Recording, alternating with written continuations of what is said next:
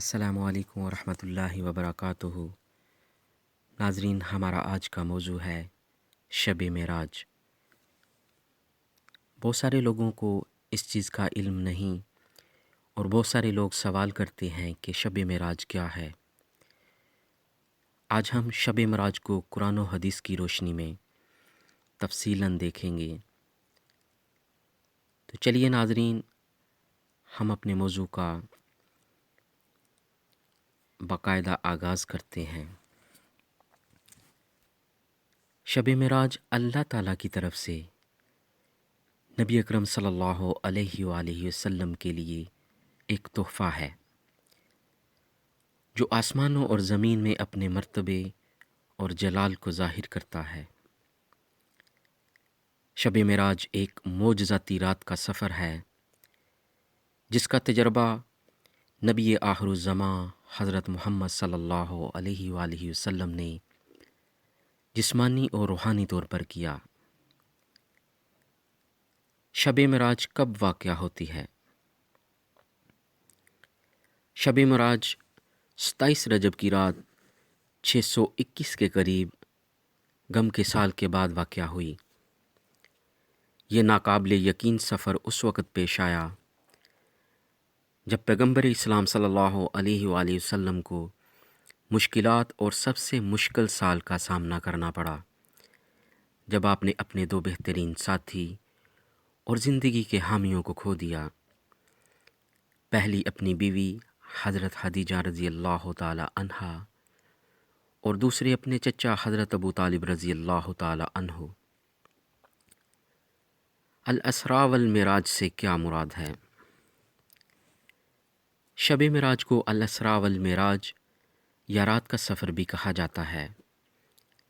الاسراء سے مراد خانہ کعبہ اور مکہ سے بیت المقدس تک کے سفر کا پہلا حصہ ہے۔ معراج سے مراد یروشلم سے آسمانوں تک کے سفر کا دوسرا حصہ ہے۔ اسے رات کا سفر بھی کہا جاتا ہے کیونکہ یہ رات کے دوران ہوا تھا۔ شب معراج کو کون کون سے اہم واقعات پیش آئے؟ یروشلم الاسراء کا سفر۔ نبوت کے 11ویں سال اللہ تعالیٰ نے حضرت جبرائیل علیہ السلام کو شب معراج کو اپنے چچا زاد بائی کے گھر آرام کرتے ہوئے نبی اکرم صلی اللہ علیہ وآلہ وسلم کے پاس بھیجا۔ حضرت جبرائیل علیہ السلام آئے اور رسول اللہ صلی اللہ علیہ وآلہ وسلم کو بیت الحرام لے گئے۔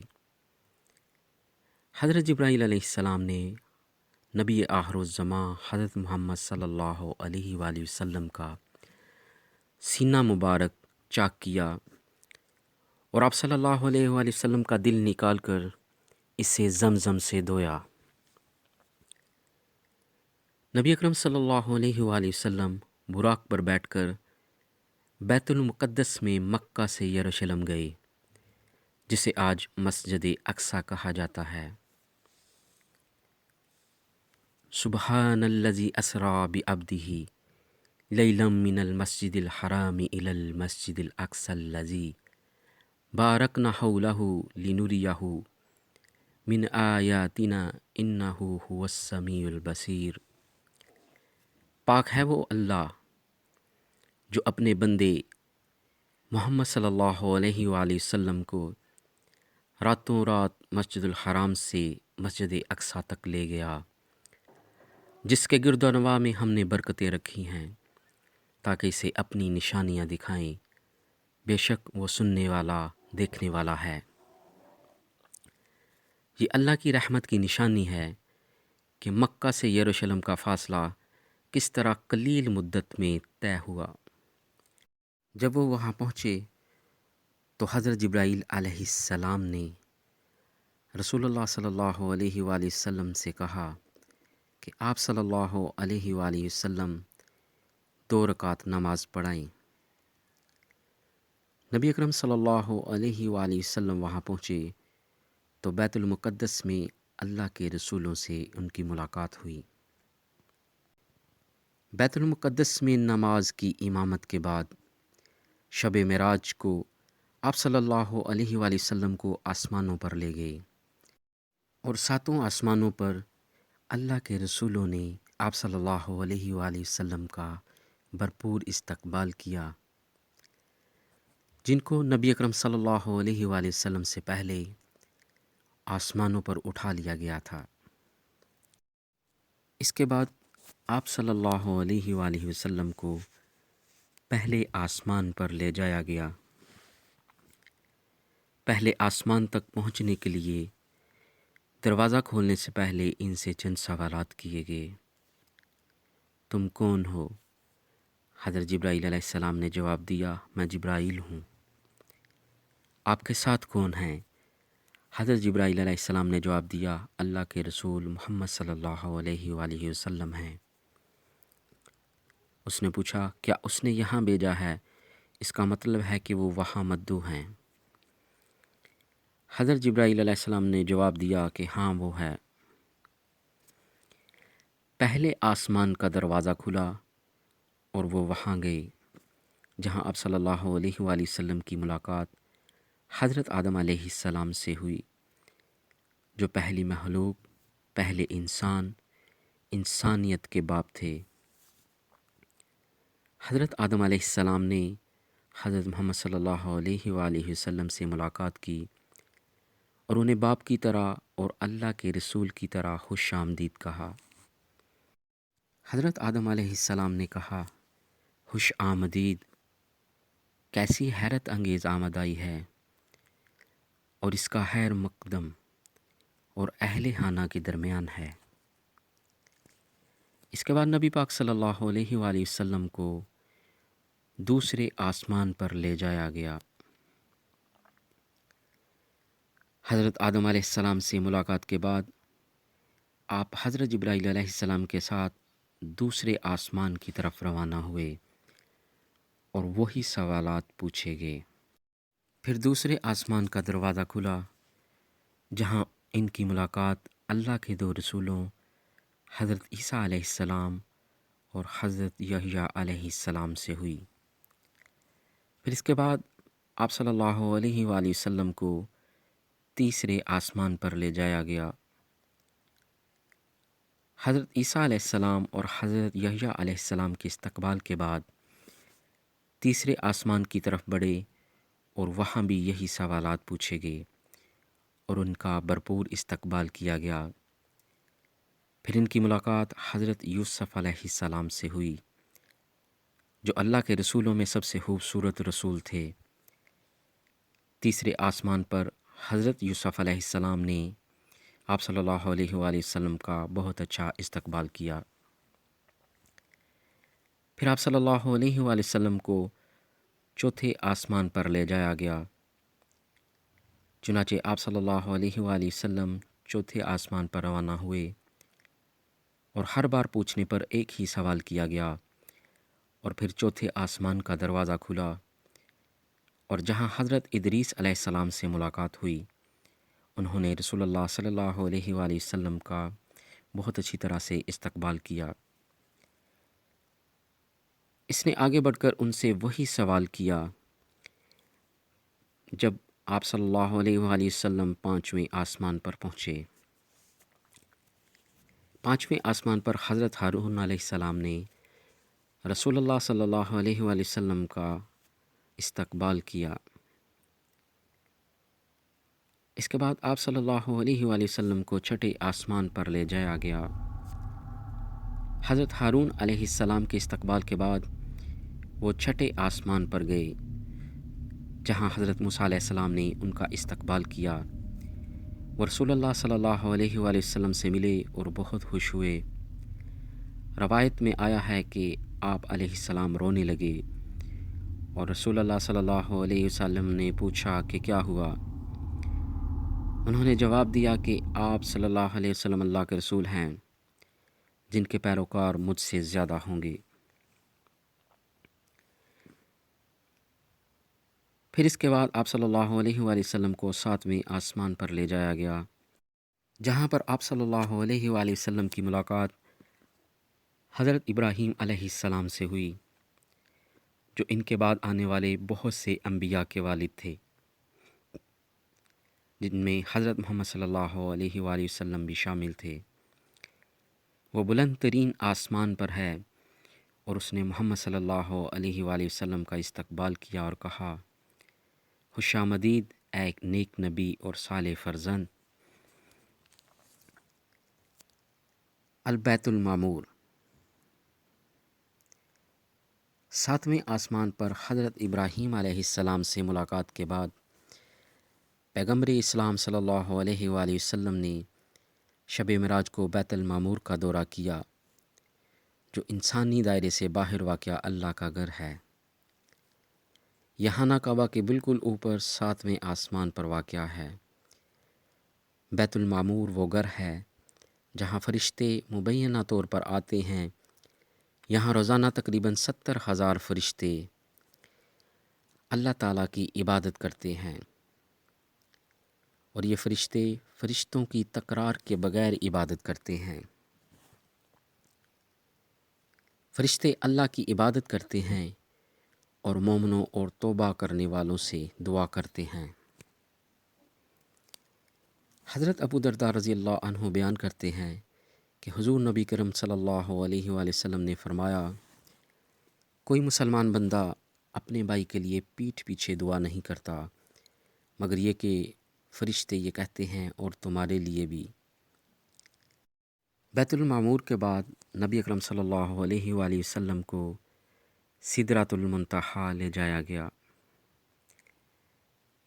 ایک بہت بڑا لاٹ کا درخت ہے جو ساتویں آسمان میں سب سے باہر کی حد کو نشان زد کرتا ہے، اور کسی کو بھی اس حد کو عبور کرنے کی اجازت نہیں ہے۔ اسے سدرۃ المنتہا کہا جاتا ہے کیونکہ فرشتے کا علم اسی مقام پر رک جاتا ہے اور اس سے آگے کوئی نہیں گیا سوائے نبی کریم صلی اللہ علیہ وآلہ وسلم کے، یہاں تک کہ حضرت جبرائیل علیہ السلام کو بھی یہاں پر جانے کی اجازت نہیں اور ان کو وہیں روک دیا گیا۔ قرآن مجید میں سورہ نجم میں بیان ہوا ہے، آپ صلی اللہ علیہ وسلم کے دل نے جو کچھ دیکھا اس پر شک نہیں، تو کیا تم اس سے اس پر جھگڑا کرو جو اس نے دیکھا، اور یقیناً اس نے اسے کسی اور نزول میں دیکھا تھا۔ سدرۃ المنتہا پہنچنے پر حضرت جبرائیل علیہ السلام نے آپ صلی اللہ علیہ وآلہ وسلم سے پوچھا کہ میری حد ہے، باقی فاصلہ آپ کو اکیلے گزارنا ہے۔ حضرت محمد صلی اللہ علیہ وآلہ وسلم کو اور بھی بلندی پر جانے کے لیے بنایا گیا تھا۔ اس سفر کے اختتام پر رسول اللہ صلی اللہ علیہ وآلہ وسلم کو بارگاہ الہی میں لایا گیا، جو طاقت اور راحت کا حتمی ذریعہ ہے۔ اس منظر کی خوبصورتی کا اندازہ لگانا ناممکن ہے کہ رسول اللہ صلی اللہ علیہ وآلہ وسلم کی کس قدر تعریف اور عزت افزائی کی گئی ہوگی۔ اللہ اور اس کے حبیب صلی اللہ علیہ وآلہ وسلم کے درمیان خفیہ طور پر اللہ کے صرف یہ کہنے سے کیا تعلق تھا، اس کے بارے میں ہم کوئی بڑی بات نہیں جانتے، یہ اللہ اور اس کا رسول صلی اللہ علیہ وآلہ وسلم ہی جانتے ہیں۔ پھر اس کے بعد آپ صلی اللہ علیہ وآلہ وسلم کو معراج کا تحفہ عطا کیا گیا۔ اللہ تعالیٰ نے نبی اکرم صلی اللہ علیہ وآلہ وسلم کو اپنی امت کے لیے نماز کی فرضیت کا تحفہ دیا۔ حضور صلی اللہ علیہ وآلہ وسلم نے فرمایا کہ حدیث میں ہے، پھر مجھ پر نماز کا حکم دیا گیا، دن میں 50 نمازیں۔ اللہ تعالیٰ نے نبی اکرم صلی اللہ علیہ وآلہ وسلم کو معراج شریف کا تحفہ عنایت فرمایا۔ اللہ تعالیٰ نے نبی صلی اللہ علیہ وآلہ وسلم کو اپنی امت کے لیے نماز کی فرضیت کا تحفہ دیا ہے۔ حضور صلی اللہ علیہ وآلہ وسلم نے فرمایا، پھر مجھ پر نماز کا حکم دیا گیا، دن میں 50 نمازیں۔ جب میں واپس آیا تو میں حضرت موسیٰ علیہ السلام کے پاس سے گزرا۔ آپ علیہ السلام نے پوچھا، آپ کو کیا حکم دیا گیا ہے؟ میں نے جواب دیا، مجھے دن میں 50 نمازیں پڑھنے کی سعادت حاصل ہوئی ہے۔ آپ علیہ السلام نے فرمایا، تمہارے پیروکار ایک دن میں 50 نمازیں نہیں پڑھ سکتے، اور میں نے اللہ کی طرف سے بنی اسرائیل کے ساتھ اپنی پوری کوشش کی ہے۔ اپنے رب کے پاس واپس جاؤ اور اپنے پیروکاروں کا بوجھ کم کرنے کی درخواست کرو۔ چنانچہ میں واپس چلا گیا تو اللہ تعالیٰ نے میرے لیے 5 نمازیں کم کر دیں۔ پھر میں حضرت موسیٰ علیہ السلام کے پاس آیا، لیکن آپ علیہ السلام نے وہی بات دہرائی جو آپ علیہ السلام نے پہلے کہی تھی۔ پھر میں اللہ کے پاس واپس گیا تو اللہ تعالیٰ نے 5 نمازیں اور کم کر دیں۔ اسی طرح میں پھر حضرت موسیٰ علیہ السلام کے پاس آیا، انہوں نے پھر وہی بات دہرائی، یہاں تک کہ نمازیں 5 رہ گئیں۔ جب میں حضرت موسیٰ علیہ السلام کے پاس واپس آیا تو آپ علیہ السلام نے فرمایا، کیا ہوا؟ میں نے عرض کیا، مجھے روزانہ 5 نمازیں پڑھنے کا حکم دیا گیا ہے۔ آپ علیہ السلام نے فرمایا، تمہاری امت دن میں 5 نمازیں ادا کرنے سے عاجز ہے، لہٰذا تم اپنے رب کے پاس واپس جاؤ اور اپنی امت کے بوجھ میں کمی کی درخواست کرو۔